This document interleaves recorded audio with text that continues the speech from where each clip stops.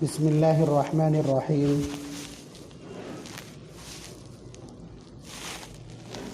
الحمد للہ رب العالمین والصلاة والسلام علی سید الانبیاء والمرسلین محمد وعلی آلہ واصحابہ اجمعین، اما بعد۔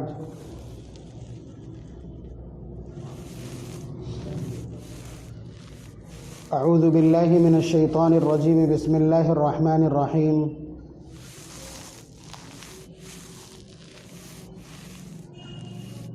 الا ان اولیاء اللہ لا خوف علیہم ولا هم يحزنون الذین آمنوا وكانوا يتقون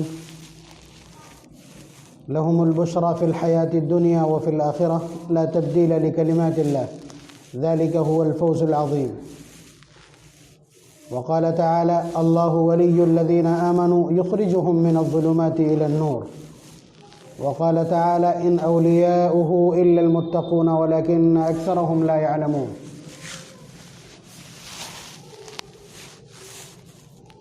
ایک مضمون جو ابھی پچھلے دنوں ہمارے پروگرام چل رہے تھے، عظمت اولیاء اللہ سے متعلق، اس درمیان تیاری کرتے ہوئے یہ مضمون انتہائی وقوع اور موجودہ ماحول میں ضرورت کا تھا۔ اس کو میں نے دوسری جگہوں پر ذکر بھی کیا، تو سوچا یہ کہ یہاں بھی اس کا تذکرہ آ جائے۔ اولیاء اللہ کے سلسلے میں بہت سارے فرسودہ تصورات، مس کنسیپشنز اور غلط اور من گھڑت قسم کے قصے اور کہانیاں ہمارے درمیان مشہور ہیں، اور اس کی وجہ سے صحیح صورتحال ہمارے سامنے موجود نہیں ہے۔ مثال کے طور پر پچھلے اولیاء کے سلسلے میں بہت سارے اس طرح کے واقعات ہیں کہ اللہ تبارک و تعالیٰ نے ان کے ہاتھ پر کوئی خرق عادت پیش کیا، کوئی خرق عادت ان کے ہاتھوں پر پیش آیا۔ خرق عادت مطلب کرامت، کوئی کرامت پیش آئی۔ اور خرق عادت کا مطلب یہ ہے کہ جو ایب نیچرل ہو، عام طور سے سسٹم میں سمبھو اور پاسبل نہ ہو، اس چیز کا نظر آنا۔ مثال کے طور پر آپ کسی بزرگ کی خدمت میں گئے اور کوئی گناہ کر کے گئے تھے یا کوئی بھی حرکت تھی، انہوں نے اس پر واقفیت حاصل کر لی، یہ کشف کہلاتا ہے۔ یعنی کسی پوشیدہ چیز کا ان کے دل پر کھل جانا اور ان کے علم میں آ جانا، یہ اللہ تبارک و تعالیٰ کی بڑی عنایت ہوتی ہے۔ جن لوگوں کا دل ذکر کی وجہ سے بالکل سیکل اور چمکدار ہو چکا ہوتا ہے، ان کے قلوب کے اوپر اس طرح کی چیزیں منعکس ہو جاتی ہیں، ریفلیکٹ ہو جاتی ہیں۔ جب بہت سے لوگوں کے بارے میں آپ نے یہ سنا کہ انہوں نے ہوا میں مصلی بچھا دیا اور اس کے بعد نماز پڑھ ڈالی۔ بہت سے لوگوں کے بارے میں یہ آپ کو معلوم ہے کہ انہوں نے پانی کے اوپر مصلی بچھایا اور نماز پڑھ دی، یا پانی کے اوپر سے یوں ہی دندناتے ہوئے گزر گئے۔ صحابہ میں سے بہت ساروں کے ساتھ ایسا ہوا، پوری جماعتیں، پورے لشکر اس طرح سمندر کے اوپر سے گزر گئے۔ حضرت عمر رضی اللہ تعالیٰ عنہ نے ایک پرچی لکھوا کر کے سوکھے دریائے نیل میں ڈلوا دی، تو طغیانی آ گئی اس میں۔ آپ سمجھ رہے ہیں؟ تو یہ چیزیں کرامت کہلاتی ہیں۔ اور اس طرح کی 3 چیزیں پائی جاتی ہیں جو آپ کو اچنبھت کر دیں گی، اور وہ خرق عادت ہوں گی، ایب نیچرل ہوں گی۔ مثلا ایک تو ہوتا ہے معجزہ۔ معجزہ اس خرق عادت کو کہتے ہیں جو نبی کے ہاتھ پہ ظاہر ہوتا ہے۔ مثلا نبی اکرم صلی اللہ علیہ وسلم کا ایسے ایک برتن میں ہاتھ رکھ دینا اور آپ کی انگلیوں سے پانی فوارے کی طرح نکلنے لگے، یہ نبی اکرم صلی اللہ علیہ وسلم کا معجزہ ہے۔ ابو جہل ہاتھ میں کنکریاں لے کر کے آتا ہے اور پوچھتا ہے کہ بتاؤ اس میں کیا ہے، تو حضور فرماتے ہیں میں بتلاؤں، یہ جو کچھ اس کے اندر ہے وہ خود بتلائے، اور کنکریاں کلمہ پڑھنے لگتی، یہ معجزہ ہے۔ نبی اکرم صلی اللہ علیہ وسلم کے سامنے فرمائش ہوتی ہے کہ اگر چاند کے 2 ٹکڑے کر دو تو ہم ایمان لے آئیں گے، آپ اشارہ کرتے ہیں تو چاند کے 2 ٹکڑے کرتے ہیں، قرآن کریم اس پر شاہد ہے۔ تو یہ معجزہ کہلاتا ہے۔ اور اس میں دھیان رکھیے گا یہ بات کہ معجزے میں نبی کا کوئی اختیار اور دخل نہیں ہوتا، یعنی ایسا نہیں ہے کہ نبی جب چاہے معجزہ دکھلا دے، بلکہ اللہ تبارک و تعالیٰ خود فرماتے ہیں تب ایسی صورتحال پیش آتی ہے۔ مثال کے طور پر بدر میں نبی اکرم صلی اللہ علیہ وسلم نے مٹھی بھر مٹی لے کر کے اور ایسے کفار کے لشکر کی طرف پھینک دی تو وہ اپنی آنکھیں ملتے رہ گئے، سب کی آنکھوں میں وہ دھول پہنچ گئی۔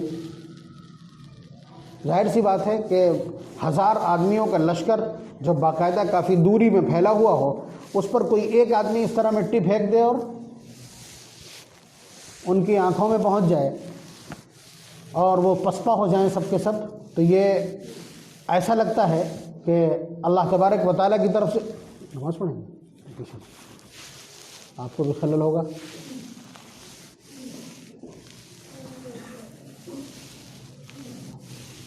تو یہ نبی کے اختیار سے نہیں ہوتا، اللہ تبارک و تعالیٰ کی طرف سے نوازش ہوتی ہے۔ اسی کو اللہ تعالیٰ نے پارہ نمبر 9 سورہ انفال میں شروع میں بیان کیا، فرمایا وما رمیت اذ رمیت ولکن اللہ رمی، کہ آپ نے تھوڑی کچھ پھینکا تھا، آپ نے نہ تیر چلایا نہ آپ نے یہ سنگریزے پھینکے، وہ تو ہم نے پھینکے تھے۔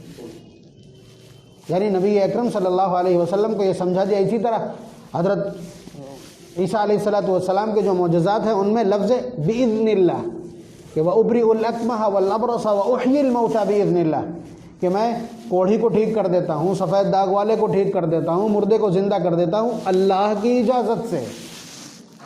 جب اللہ کا حکم ہوتا ہے تب ایسا ہوتا ہے۔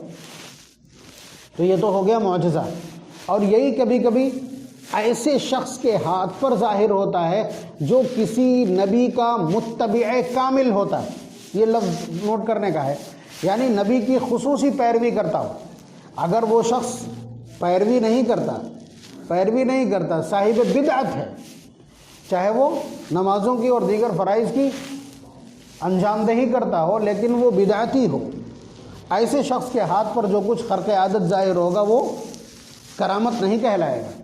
تو اس لیے کسی متبع کامل نیک صفت اللہ تبارک و تعالیٰ کے ولی کے ہاتھوں پر کوئی چیز اگر ظاہر ہوتی ہے تو اس کو کیا کہتے ہیں؟ کرامت۔ معجزہ اس لیے ظاہر کیا جاتا ہے تاکہ ساری دنیا نبی کی طرف متوجہ ہو جائے، اس لیے کہ دنیا اس کا توڑ پیش کرنے سے عاجز ہوتی ہے، اس لیے اس کو معجزہ کہتے ہیں۔ کرامت اللہ تبارک و تعالیٰ کسی اپنے نیک بندے کی عزت افزائی، ہمت افزائی، حوصلہ افزائی اور اس کا اکرام کرنا چاہتے ہیں تو اس کے ہاتھ پر کرامت ظاہر کر دیتے ہیں۔ یہ بھی اللہ تبارک و تعالیٰ کا اختیار ہے، اور کبھی کبھی تو یہ پتہ بھی نہیں چلتا، جس کے ہاتھ پر کرامت ظاہر ہوتی ہے اس کو پتہ بھی نہیں چلتا، کبھی کبھی اس کو پتہ ہوتا ہے اور کبھی کبھی پتہ بھی ہوتا ہے اور ارادہ بھی ہوتا ہے۔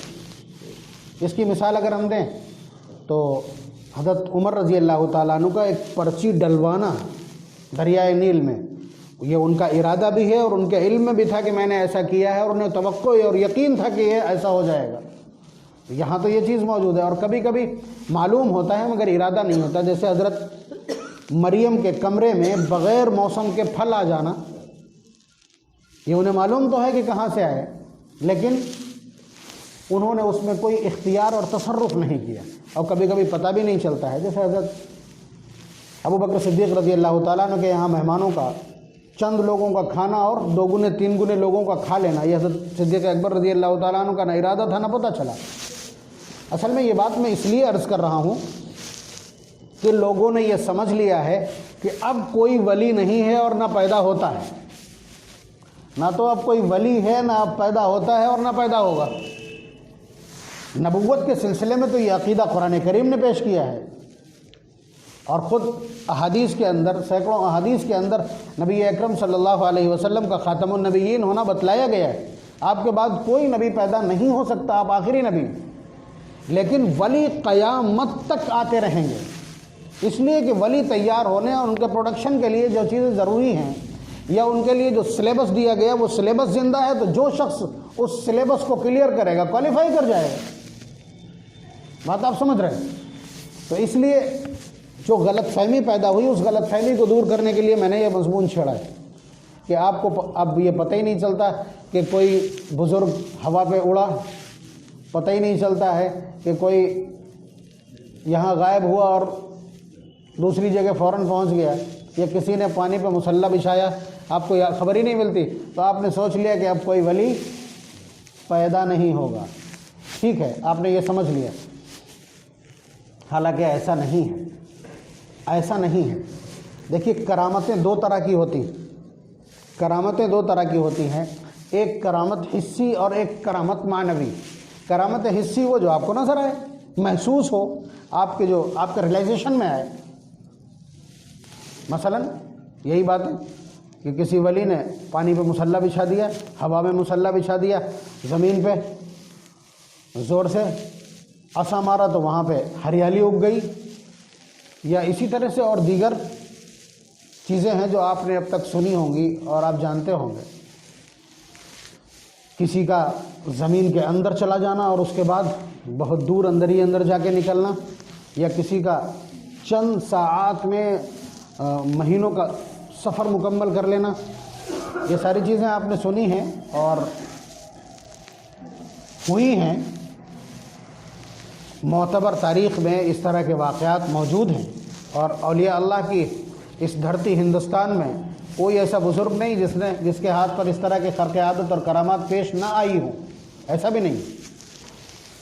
تو یہ کرامت حصی ہے جو آپ کو نظر آتی ہے، اور ایک کرامت ہے معنوی، یعنی جو دکھائی نہیں پڑتی یا جس کا اعتبار آپ نہیں کرتے ہیں، جس سے آپ اچنبھت نہیں ہوتے ہیں، وہ کرامت معنوی۔ اور وہ کیا ہے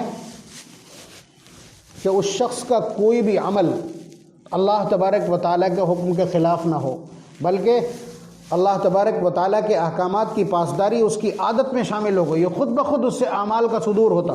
جیسے ہم دھکا مار کر کے بمشکل، آج کل سردی ہے دیکھیے، گھر سے نہیں نکل رہے لوگ، جمعہ کا دن ہے گھر سے نہیں نکل رہے لوگ، تو یہ دھکے مار کر کے یہاں تک آنا یہ زبردستی ہے۔ عورتیں تیار کروا کے 20 بار ٹوک کر کے بھگاتی، تو ایسا نہیں۔ دل آپ کا مسجد سے معلق رہے اور آپ کو خیال رہے، بار بار گھڑی پہ نگاہ پہنچے، یہ مطلب ہے اس کا کہ اللہ تبارک و تعالیٰ کے احکامات آپ کی طبیعت کا حصہ بن گئے۔ نبی اکرم صلی اللہ علیہ وسلم کی سیرت اس طرح اس کے اوپر حاوی ہو کہ اس کا کوئی بھی عمل سنت کے خلاف نہ ہو، دنیا سے محبت نہ کرتا ہو، عہدے اور منصب سے وہ محبت نہ کرتا ہو، اسی طرح سے مال اور منال سے وہ بالکل بھی محبت نہ کرتا ہو، یعنی حب جاہ، حب مال اور حب دنیا سے پوری طرح خالی ہو، مکارم اخلاق کا خوگر ہو، نبی اکرم صلی اللہ علیہ وسلم کی زندگی کا پرتو ہو۔ الذین اذا رؤوا ذکر اللہ، اس کی عملی مثال ہو، یعنی جیسے ہی اس پہ نگاہ پڑے تو اللہ یاد آ جائے۔ یہ کرامت معنوی ہے، یہ کرامت اصلی کرامت ہے، اور یہی بڑی کرامت۔ اگر یہ چیزیں کسی کے اندر پائی جاتی ہیں تو یہی اصلی کرامت ہے۔ میں اس کو اصلی کرامت کیوں کہہ رہا ہوں اسے سمجھ لیجئے۔ جو آدمی بزرگ اس کو مانتا ہے جس کے ہاتھ پر کرامت ظاہر ہو، اور کرامت بھی وہ والی جو کرامت نظر آنے والی ہے، اگر ان کرامتوں کے اوپر یقین کر کے اور ایسے ہی لوگوں کو وہ ولی مانتا ہے تو پھر اس کے گمراہ ہونے کے چانسز بہت ہیں۔ اس لیے کہ جس طرح کرامتیں، خرق عادت، ایب نیچرل چیزیں، اسوابھاوک چیزیں نبی کے ہاتھ پر ظاہر ہوتی ہیں معجزے کے نام پر، اور ولی کے ہاتھ پر ظاہر ہوتی ہیں کرامت کے نام پر، اسی طرح جوگی، ریاضت کرنے والے اور بعض مسمرزم کے ماہرین کے ہاتھ پر بھی اس طرح کی چیزیں نظر آتی ہیں۔ آپ کو اس طرح کے لوگ بھی دکھیں گے کہ وہ پیڑ کے پتوں پہ بیٹھ جاتے ہیں، تو اس کا نام دوسرا ہے۔ اس کو عربی میں استدراج کہتے ہیں، اردو اور فارسی میں شعبدہ کہتے ہیں، ہندی میں اسے کرتب کہتے ہیں، انگریزی میں اسٹنٹ کہتے ہیں۔ ان کے ہاتھوں پر بھی یہ ظاہر ہو سکتا۔ تو جو لوگ کرامت دیکھ کر کے کسی کو ولی ماننے کے عادی ہوں تو وہ جوگیوں کو بھی اور اس طرح کرتب دکھانے والوں کو، اس طرح شعبدے بازوں کے ہاتھ پر بھی گمراہ ہو سکتے ہیں۔ اور کہیں گمراہ ہوں یا نہ ہوں، اگر وہ اسی طرح کی کرامات کے اوپر یقین رکھتے ہیں تو یہ یقین مانیے کہ وہ دجال کے ہاتھوں ضرور گمراہ ہو جائیں۔ اس سے بڑی کرامت کیا ہوگی کہ وہ باپ دادا میں سے جس کا بھی آپ نام لیں اسے ہی وہ قبر سے کھڑا کر دے۔ بنجر زمینوں کو آسمان سے کہے، جو قحط زدہ علاقہ ہو، آسمان سے کہے پانی برسنے لگے، زمین سے کہے غلہ اگ جائے۔ آپ بتائیے، جو لوگ کرامت دیکھنے کے عادی ہیں اور کرامت کے بعد لوگوں کی عظمت کے قائل ہوتے ہوں، تو ان کے لیے تو یہ بڑا روح فرسا اور بہت زیادہ توبہ شکن ماحول ہے کہ ایسے حالات میں وہ ترنت اپنا سب کچھ کھو بیٹھیں گے۔ تو اس لیے اصل کرامت کون سی ہے؟ اصل کرامت کون سی ہے؟ کرامت معنوی، یعنی اس کا کوئی عمل حضور کی سیرت، حضور کی طرز زندگی کے خلاف نہ ہو، اس کی پوری زندگی میں اللہ تبارک و تعالیٰ کے حکم کی کوئی خلاف ورزی موجود نہ ہو، ایسا شخص ولی کامل ہوتا ہے۔ آپ کہو گے تو ایک آدھا تو دکھائی پڑنا چاہیے، ایک آدھی کرامت تو دکھائی پڑنا چاہیے جو لوگ ولی ہیں۔ اب آپ پہلے تو یہ بتلا دیجئے کہ جو کچھ میں نے عرض کیا ہے کہ سنتوں کا پابند ہو، فرائض کا لحاظ کرتا ہو، اللہ تبارک و تعالیٰ کے احکامات کی پاسداری ہو، نبی کی سیرت کا محافظ ہو، تو ایسے لوگ تو آپ کے علم میں ہیں کہ ایسے لوگ مل جائیں گے آپ کو، آپ کے علم میں ہے کہ ایسے بزرگ ابھی بھی موجود ہیں، تو یہ بھی اسی طرح کے ولی ہیں۔ لیکن ہمیں تو چاہیے یہ کہ وہ ابھی یہاں ہوں اور 10 منٹ کے بعد کانپور میں دکھائی پڑیں، تب آپ انہیں ولی مان لیں گے۔ تو یہ اللہ تبارک و تعالیٰ کا بہت بڑا انعام ہے۔ الفاظ دیکھیے گا میرے، اللہ تبارک و تعالیٰ کا بڑا انعام ہے، اللہ تبارک و تعالیٰ کا بڑا احسان ہے، اور اللہ تبارک و تعالیٰ کا بڑا کرم ہے ہمارے اوپر کہ انہوں نے کرامات کو بند کر دیا، یا کم از کم کرامات نظر نہیں آ رہی۔ جب ماحول اس طرح کا ہو کہ کوئی آدمی یہ کہے کہ میں ایسے کر کے ہاتھ دکھا دوں گا تو جتنے لوگ ہاتھ دیکھیں گے وہ سب شفایاب ہو جائیں گے، آپ بتلائیے بلا تحقیق اس کے ارد گرد لاکھوں کی بھیڑ جمع ہو جاتی ہو۔ آندھی میں پیپل کا پیڑ گرا، ٹھیک ہے، اور اس کے بعد اس کے اگلے حصے کو کاٹ لیا گیا آری سے، بکری کے لیے پتے لینے والے اور ایندھن والے اگلے حصے کو کاٹ لے گئے۔ اب جڑ کا وزن زیادہ ہو گیا تھا اس لیے واپس وہ کھڑا ہو گیا۔ تو اب اس کھڑے ہو جانے کی وجہ سے آپ سمجھیے کہ کسی ایک دن، جس دن وہ کھڑا ہوا ہے ہفتے میں، اس دن پورا ٹرانسپورٹیشن سسٹم گڑبڑا جاتا ہے۔ آپ نے دیکھا نا کہ جہاں جہاں 2008 میں جو آندھی آئی تھی اس میں بہت سارے اس طرح کے واقعات ہوئے، وہاں کے لوگ مالا مال ہو گئے کہ وہاں تیرتھ استھل ہو گیا۔ تو جب اس طرح کے حالات ہوں زمین کے اوپر، اور صرف وہی نہیں جو پیپل کو پوجتے ہیں، وہ لوگ بھی جو دم بھرتے ہیں مسلمان ہونے کا، ان کی بھی بگڑیں کم نہیں تھیں۔ آپ بتلائیے جو آدمی اس وقت گنگا کو ادھر سے ادھر بغیر کشتی کے پار کر دے، آپ یہ سمجھ لیجئے کہ گھر نہیں پہنچنے دیں گے لوگ، اس کی کھال تک کاٹ کے تعویذ بنا لیں گے۔ آپ سمجھ رہے ہیں؟ لوگ اس کے ہاتھ توڑ دیں گے اس چکر میں کہ پہلے ہمارے ہاتھ سر پہ رکھ جائے اور پہلے ہمارے سر پہ پھیر دے وہ ہاتھ۔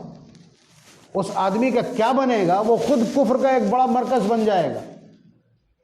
اگر کرامتیں جس طرح پہلے ظاہر ہو چکی ہیں، اب اس طرح کی کرامتیں ظاہر ہونے لگیں تو بنے گا کیا؟ خود نبی اکرم صلی اللہ علیہ وسلم کو اس طرح کی وضاحتیں اسی لیے کرنا پڑیں۔ مثلا اللہ تبارک و تعالیٰ نے حضور سے ایک جگہ نہیں کئی جگہ اس طرح کا اعلان کروایا ہے۔ فرمایا قل انما انا بشر مثلکم، کہ آپ اعلان کر دیجئے کہ میں تم جیسا ایک بشر ہوں، خدا نہیں ہوں۔ انما الہکم الہ واحد، ہم سب کا معبود ایک ہے۔ یہ صفائی دینے کی ضرورت کیوں پڑی؟ اس لیے کہ حضور کے ہاتھ پر اس طرح کی چیزیں ہو رہی ہیں کہ دیکھنے والا ان کو خدا مان سکتا۔ وہ لوگ جو بتوں کی پرستش سے آئے ہوں، وہ لوگ جو لات اور عزا کی پرستش کرتے رہے ہوں، جو اوہام کی اور تیرتھ استھلوں کی پرستش کرتے آئے ہوں، ان کے سامنے اگر ایسا ہو جائے کہ ایسے کیا اور چاند کے 2 ٹکڑے ہو جائے تو آپ بتائیے کیا بنے گا؟ وہاں تو انہوں نے کچھ نہیں دیکھا تھا، لات کے نام پر، عزا کے نام پر انہیں کچھ کرتے نہیں دیکھا تھا۔ یہاں ایک زندہ شخص انگلی سے اشارہ کرتا ہے اور 2 ٹکڑے ہو جاتے ہیں۔ وہ اس کے سامنے مٹھی میں بند کر کے کوئی آدمی کچھ پوچھنے آتا ہے اور مٹھی کے اندر چیز خود بولنے لگتی ہے۔ جو ہلتی ہوئی زمین پر پیر مار دیتا ہے تو ٹھہر جاتی ہے، جو کلی کر دیتا ہے تو چشمہ جاری ہو جاتا ہے۔ تو ایسے شخص کو لوگ معبود کہہ دیتے کہ نہیں کہہ دیتے؟ اس لیے حضور سے یہ صفائی دلوائی گئی، ایک جگہ نہیں، ایک سے زائد جگہ، کہ میں تم جیسا ایک بشر ہوں، یعنی میں بھی انسان ہوں۔ معبود ہم سب کا ایک ہے، کائنات کا پالنہار ایک ہے۔ بلکہ ایک جگہ تو یہ کہلوا دیا، قل، آپ اعلان کیجئے، لا املک لنفسی نفعا ولا ضرا، کہ میں اپنے نفع نقصان کا مالک نہیں ہوں، میں اپنے نفع نقصان کا مالک نہیں ہوں، میں تمہیں کیا دے سکتا ہوں؟ یہ اعلان کروایا، پارہ نمبر 9 کی آیت ہے، اتنی وضاحت کے ساتھ۔ یہ سب کچھ اسی لیے کہ کہیں نبی اکرم صلی اللہ علیہ وسلم کی اس عظیم المرتبت ذات کو، جو شام کو یہاں تھا اور صبح آتے آتے 2000 کلومیٹر بیت المقدس جا کر کے اور پھر اس کے بعد آسمانوں کی جنت اور جہنم کی سیر کر کے واپس آ گیا، اور اس کے بعد جب ایویڈنس مانگے گئے تو ایویڈنس دے دیے. تو آپ اندازہ کیجئے کہ لوگ سمجھ لیتے اور ہوئے لوگ گمراہ ہوئے، مرتد بھی ہوئے.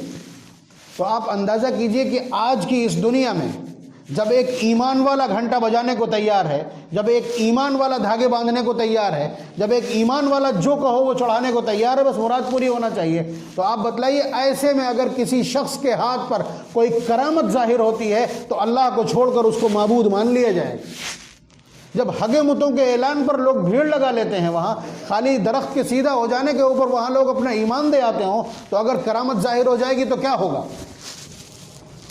تو اس لیے آج کا ولی وہ ہے جس کے پاس کرامت معنوی ہو، یعنی جو اللہ تبارک و تعالیٰ کا وفادار ہو، احکامات کی پابندی اور پاسداری کرتا ہو، نبی اکرم صلی اللہ علیہ وسلم کے لائے ہوئے دین اور برپا کی ہوئی شریعت پر پوری طرح سے کاربند ہو، اور اس کے اخلاق، اس کی گفتگو، اس کا رہن سہن، اس کے معاملات اور اس کی صلہ رحمی سب کچھ نبی اکرم صلی اللہ علیہ وسلم کی سیرت کی روشنی میں پروان چڑھی ہو. ایسا شخص ولی ہے، اسی کو آپ ولی سمجھیے. آپ کسی کرامت کا انتظار مت کیجیے، خرق عادت کا انتظار مت کیجیے، اور یہ بھی دماغ سے نکال دیجیے کہ ولی ہونا بند ہو گئے. جب تک نبی کی سیرت موجود ہے اور جب تک قرآن کریم موجود ہے، جب تک یہ دین و شریعت موجود ہے، ولایت کا راستہ کھلا ہے. آپ چاہیں اپنے بچے کو ولی بنا لیں، مگر خواجہ معین الدین چشتی اجمیری، نظام الدین اولیاء، شیخ عبد القادر جیلانی رحمۃ اللہ علیہ جن گودوں میں پلے ہیں، یتیم ہیں، یہ یتیم ہیں، ماؤں نے ان کی پرورش کی ہے. ہم کو ایسی پاکیزہ گودوں کی ضرورت ہے جن گودوں میں پل کر کے ولی بنتے. ولی امپورٹ نہیں ہوتے کہیں سے، جب پاکیزہ گودیں ہوں. کیا کہا تھا خواجہ معین الدین چشتی اجمیری رحمۃ اللہ علیہ کی والدہ نے جب وہ ایک سفر سے واپس آئے تھے اور بتلایا تھا اگر کہ 70 یا 90 لاکھ لوگوں نے میرے ہاتھ پر توبہ کی ہے یا اسلام پر بیعت کی ہے، تو والدہ نے کیا کہا تھا؟ بیٹا اس میں صرف تمہارا کمال نہیں ہے، اس میں میری محنت شامل ہے، میری ریاضت بھی شامل ہے، اس لیے کہ میں نے تم کو کبھی بھی بغیر وضو کے دودھ نہیں پلایا. یہاں صورتحال یہ ہے کہ خطبہ ہونے لگے گا تب آئیں گے لوگ، اس لیے کہ صبح سے ہمت نہیں پڑ رہی تھی نہانے کی، نماز اذان کے بعد نہائے ہیں.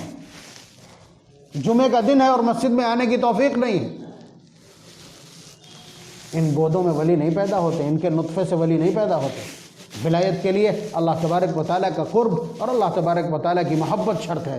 والدین سے چلتا ہے سلسلہ. اللہ تبارک و تعالیٰ ہم سب کو نبی اکرم صلی اللہ علیہ وسلم کی سیرت کی پیروی اور اللہ تبارک و تعالیٰ اپنے احکامات کی پابندی اور پاسداری کی توفیق عنایت فرمائے، اور ہماری نسلوں میں بھی ولی پیدا فرمائے، اسی طرح کے ولی جن کے پاس یہ کرامت معنوی موجود ہو. وآخر دعوانا ان الحمد للہ رب العالمین.